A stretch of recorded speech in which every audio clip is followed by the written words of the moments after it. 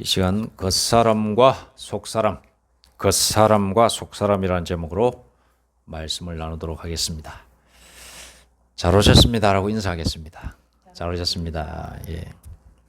11월은 참 특별한 달입니다. 얼마 전 새벽에 제가 이 교회 뒤에 있는 황령산에 올랐습니다. 한 걸음 한 걸음 산을 오르며 주변을 딱 돌아봤습니다. 아침 공기에는 겨울의 향기가 느껴지기 시작했습니다. 나무들 가만히 보았더니 이제 잎이 한 장씩 한 장씩 이제 떨어지며 그런 모습이 또 보이기도 하고 또 많이 또 떨어진 상태였습니다. 그래서 이제 조용한 쉼을 준비하는 듯한 숲이었습니다. 벌써 11월이구나 라는 생각이 들면서 한 해를 자연스럽게 돌아보게 되고 다가올 겨울을 준비함과 동시에 2026년에 대해서 생각하는 시간이 되었습니다. 11월은 하나님의 창조 세계가 낡아져가는 모습을 가장 아름답게 보여주는 달이 아닌가 싶습니다. 잎은 떨어지고 바람은 차가워지고 나무는 앙상해지며 겨울을 준비합니다. 그러나 창조 세계의 낡아짐은 죽음을 향한 소멸이 아니라 새로운 시작임을 우리는 알고 있습니다. 새 생명을 준비하는 과정의 달인 것입니다. 바울은 오늘 본문에서 우리가 겪는 낡아짐을 새롭게 해석하고 있습니다. 겉으로는 약해져 가는 것 같아도 속사람은 오히려 날로 새롭게 하시는 하나님의 손에 있다는 것입니다. 말씀으로 한번 다시 들어가겠습니다. 오늘 우리는 이 한 구절에 담긴 하나님의 깊고도 신비한 메시지를 함께 나누어 보고자 합니다. 자, 오늘 말씀을 다시 한번 읽어드리겠습니다. 그러므로 우리가 낙심하지 아니하노니 우리의 겉사람은 낡아지나 우리의 속사람은 날로 새로워지도다. 아멘. 여기에는 세 가지 핵심 메시지가 담겨 있습니다. 먼저 말씀을 중심으로 해서 은혜를 나누겠습니다. 그러므로라고 하는 첫 단어가 나오고 있습니다. 믿음의 결론을 내리고 있습니다. 바울은 그러므로라고 말하며 이 구절을 시작하고 있습니다. 이 그러므로는 단순한 접속사가 아니라 믿음의 결론의 단어입니다. 그러므로 앞선 오늘은 16절이지만은 그 앞에 8절을 보면은 4장 8절부터 이렇게 나오고 있습니다. 사방으로 우겨 싸움을 당해도 답답한 일을 만나도 핍박을 받아도 거꾸러뜨림을 당해도 우리가 망하지 않는 이유에 대해서 이야기하고 있는데 그 이유는 예수의 생명이 우리 안에 있기 때문이다 라고 이렇게 바울은 선포하고 있습니다. 그리고 이렇게 오늘 말씀에 결론적으로 또 결론을 딱 종점을 찍는 겁니다. 그러므로 우리가 낙심하지 아니하노니 우리의 겉사람은 낡아지나 우리의 속사람은 날로 새로워지며 낙심하지 않는다. 이렇게 바울은 말을 하고 있습니다.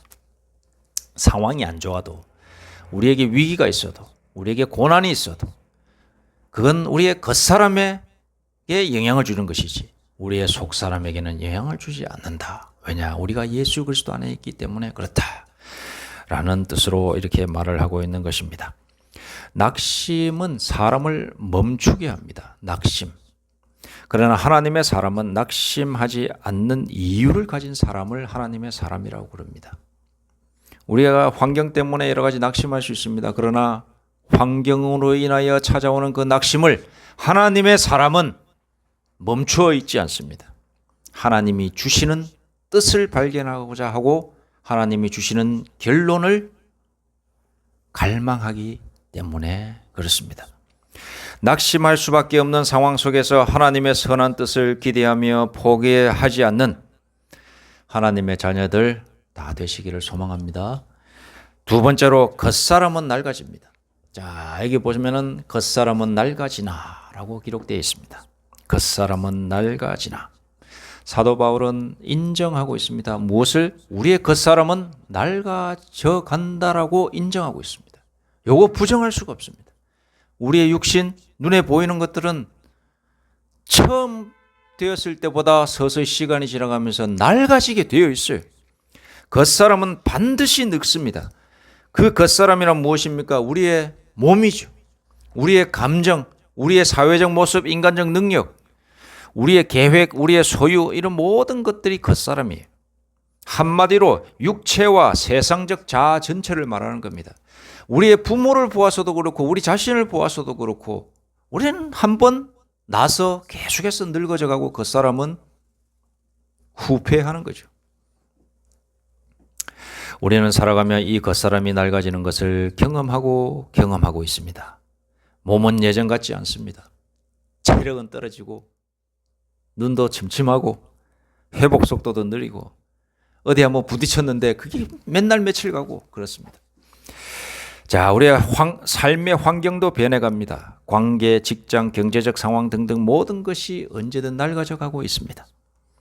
바울은 이것을 부정하거나 숨기지 않습니다. 우리의 겉사람은 낡아지나 인정하고 있습니다. 겉사람은 낡아져 갑니다. 하지만 여기서 끝이 아닙니다. 바울은 우리의 시선을 겉사람에게 두지 말고 속사람에게 두라라고 이야기하고 있습니다.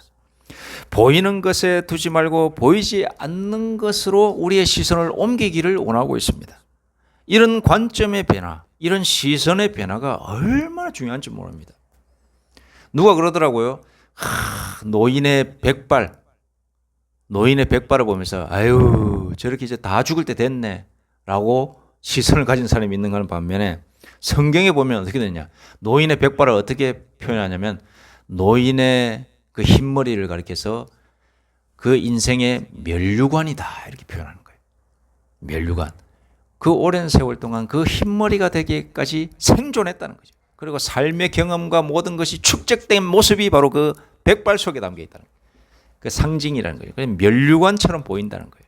시선이 어디에 있느냐에 따라서 겉에 것만 보는 사람은 그 흰머리를 보면서 아이고 이제 다 죽었네, 제 흰머리 봐라 이렇게 생각하지만 그 속사람을 보는 사람의 관점은, 속사람을 본다면은 그 흰머리가 면류관처럼 보이게 되는 겁니다.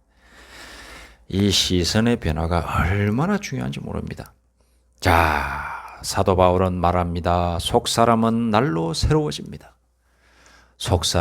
우리의 속사람은 날로 새로워지도다. 우리의 속사람은 누가 변화시켜 주시느냐? 우리 스스로 변화시키는 것이 아닙니다. 하나님께서 변화시켜 주시는 줄 여러분 믿으시기 바랍니다. 여기서 새로워진다라고 하는 말은 지속적인 현재형입니다.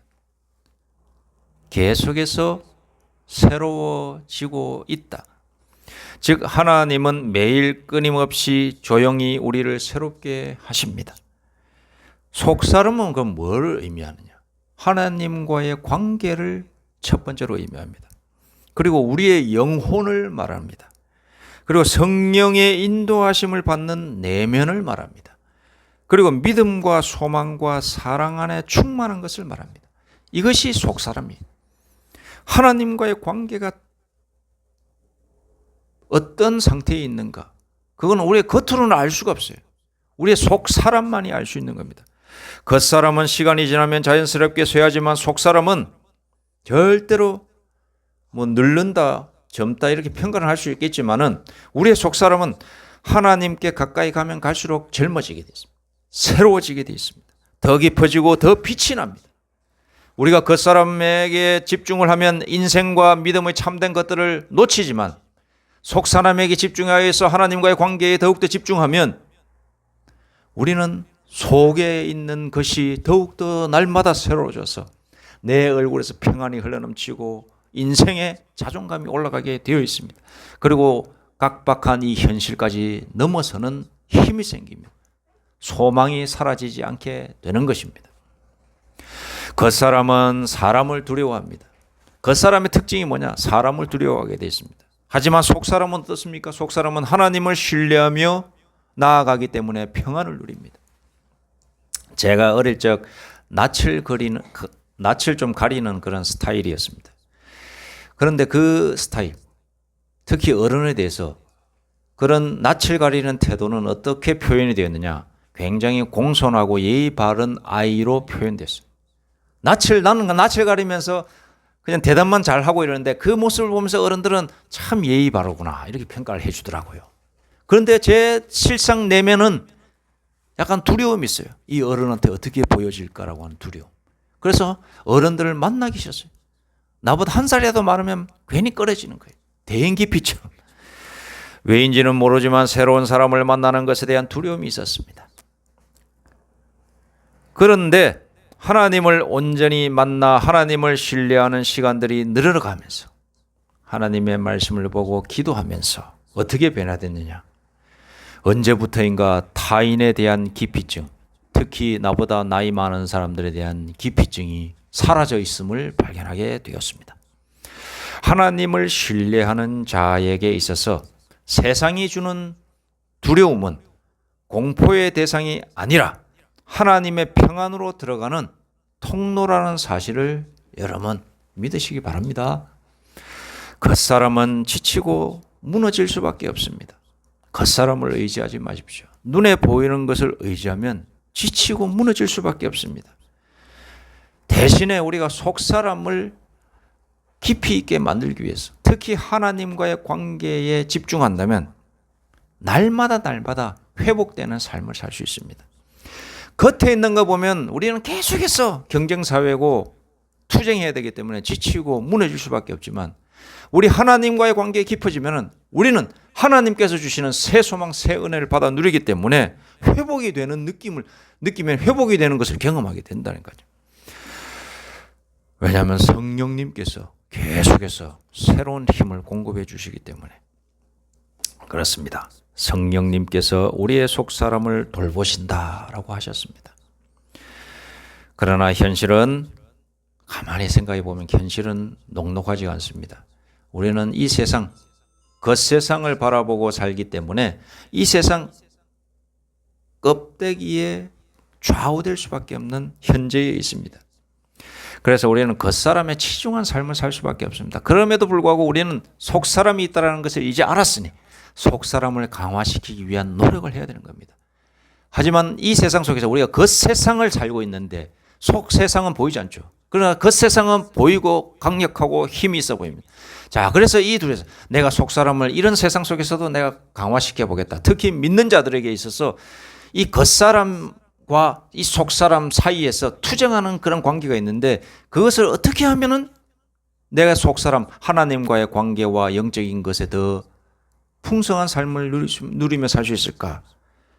그것이 우리 믿는 자들의 절대절명의 과제인데 그 속에는 비결이 있습니다. 속사람을 강화하기 위해서는 어떤 일이 필요한가? 그것은 참 어떻게 설명하기 좀 그런데 이렇습니다. 우리가 겉사람에게 치중할 것인가 속사람에게 치중할 것인가 그것은 인디안 속담에서 인디안에게서 내려오는 이 전승을 통해서 우리가 조금 깨우칠 수 있는 길이 보입니다. 그것은 무엇이냐? 우리의 마음에는 검은 개와 흰 개가 있다 라는 겁니다.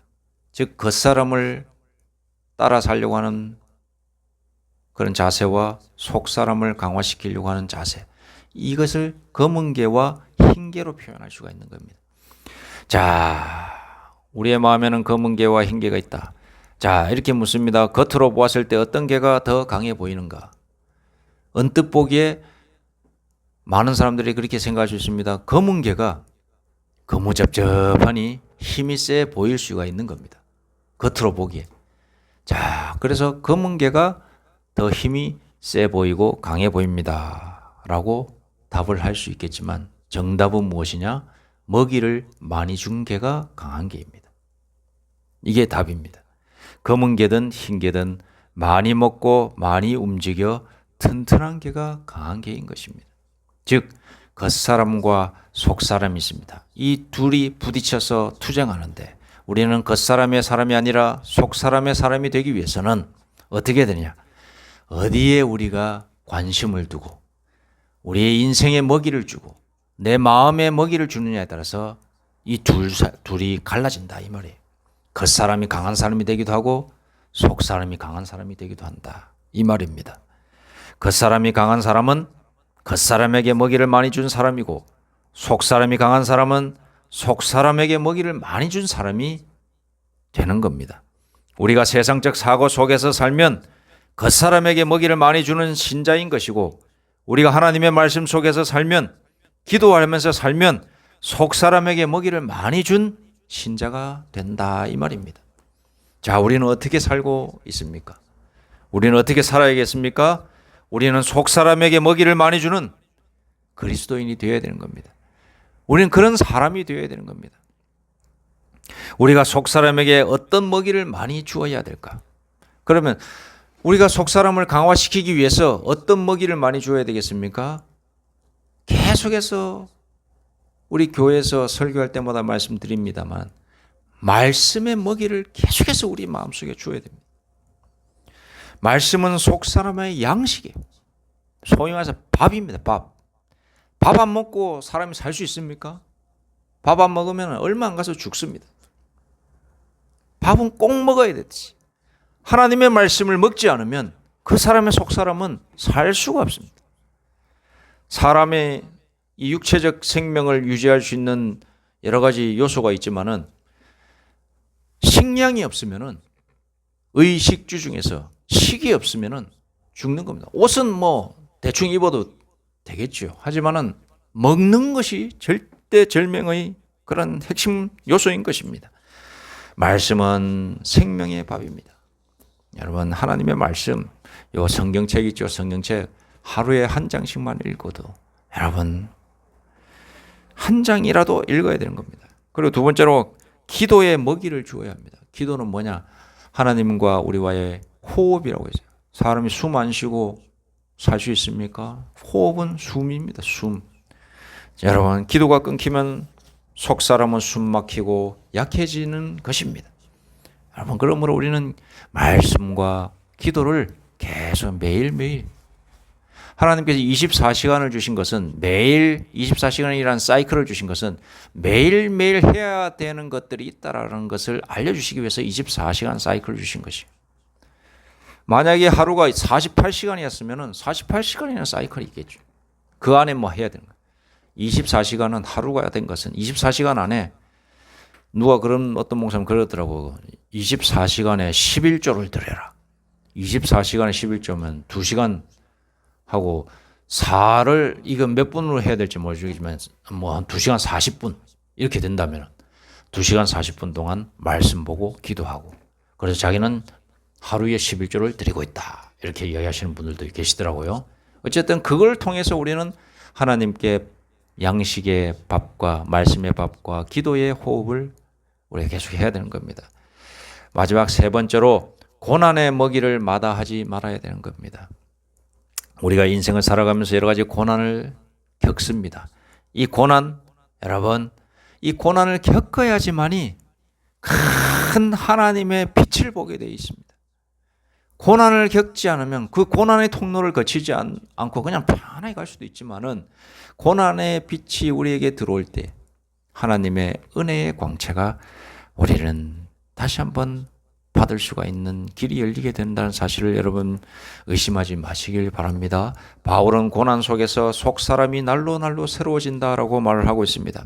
하나님은 우리의 속사람을 날마다 새롭게 하십니다. 오늘 필요한 은혜를 오늘 주십니다. 내일 필요한 은혜는 또 내일 주십니다. 여러분 한꺼번에 하나님은 주시지 않습니다. 그래서 오늘 하나님께 기도하면서 나아가는 저와 우리 모두가 되기를 소망합니다. 어떤 노 부부의 이야기입니다. 오래된 성경책은 책등이 다 닳아 헤어졌고 여러 장이 손때로 누렇게 변해 있었습니다. 손자가 물었습니다. 아우 성경이 너무 낡았어요. 제가 새 것으로 사드릴까요? 그랬더니 할아버지가 이렇게 말을 했습니다. 그래 내 성경은 낡았단다. 하지만 내가 이 성경책을 읽으며 내 속사람은 날마다 새로워져서 지금은 더 젊고 건강해졌구나. 속사람이 건강해졌구나. 라고 이렇게 말을 했다고 합니다. 이 손자가 할아버지의 대답을 이해했을까 궁금합니다만 우리의 겉은 낡아져도 속사람은 날마다 새롭게 하시는 은혜 이것이 바로 오늘 본문의 핵심 메시지인 것입니다. 사랑하는 여러분, 우리의 삶이 낡아지고 있는 부분이 있습니까? 몸이 예전 같지 않습니까? 마음의 상처가 깊은 분이 계십니까? 일터에서 지친 분이 계십니까? 관계 속에서 어려움을 겪고 계신 분이 있습니까? 아니면 꿈을 포기하고 나는 늦었다, 이제 다 됐다라고 생각하고 계십니까? 사도 바울은 하나님의 은혜 속에서 이야기하고 있습니다. 우리의 겉사람은 낡아지나 우리의 속사람은 날로 새로워지도다. 하나님 안에 있는 사람은 우리의 겉사람은 낡아져 갈지라도 우리의 속사람은 날마다 새로워짐을 알고 거기에 소망을 두고 사는 사람인 줄로 믿습니다. 여러분, 이 속사람을 날로 새롭게 하면서 살아가기로 결단하는 이 자리에 앉은 우리 모두가 되기를 간절히 소망합니다. 그리고 여러분의 삶 속에서 겉은 큰 변화가 없어도 여러분의 가슴과 여러분의 영혼이 날마다 새로워지는 그런 경험을 하실 수 있는 그런 귀한 분들 다 되실 수 있도록 소망합니다. 기도하겠습니다. 사랑과 긍휼의 하나님, 우리의 겉사람이 낡아지고 약해지는 모든 순간마다 속사람을 새롭게 하시는 은혜를 경험하게 하여 주옵소서. 낙심하지 않는 믿음을 주시고 말씀과 기도로 우리의 영혼을 날마다 새롭게 하여 주옵소서. 고난 속에서도 하나님의 선하신 계획을 바라보게 하시며 겉사람이 약해질수록 더욱 하나님께 의지하는 믿음의 사람이 되게 하여 주옵소서. 예수님의 이름으로 기도드립니다. 아멘.